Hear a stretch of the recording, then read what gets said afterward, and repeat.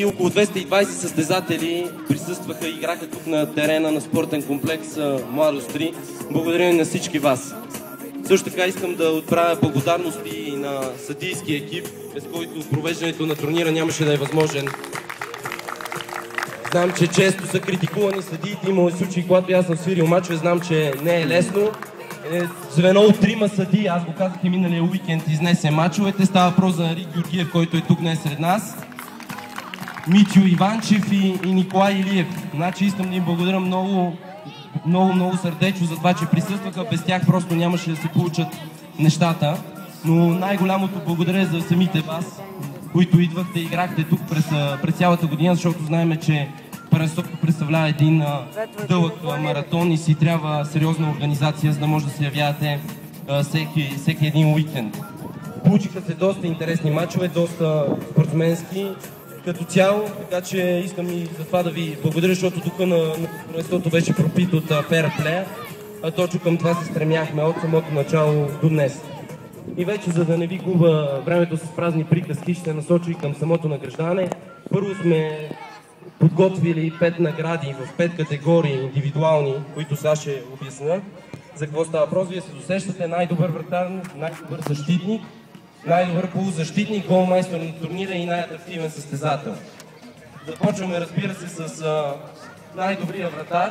Значи искам да кажа първо, че за всеки един пост избора не беше никак лесен, защото заслужаваха поне 2-3 до 4 човека да го вземат, но в крайна сметка се спряхме само на един.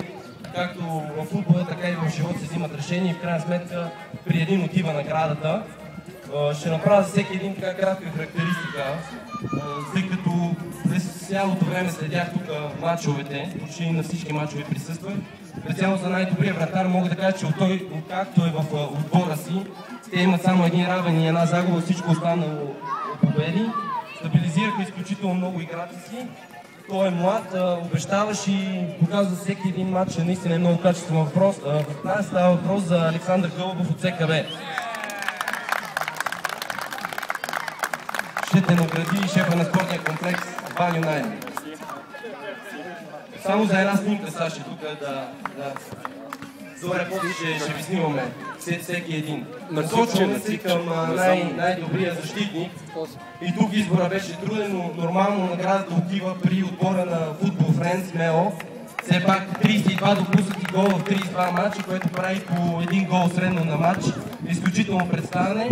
И става въпрос за стожера в тази отбрана. Коля Стоев, най-добър защитник Еврофутбол.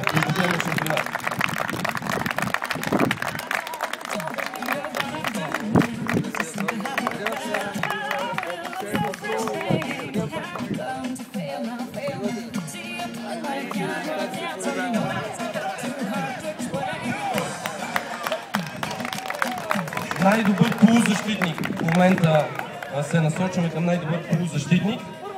И тук изборът беше труден.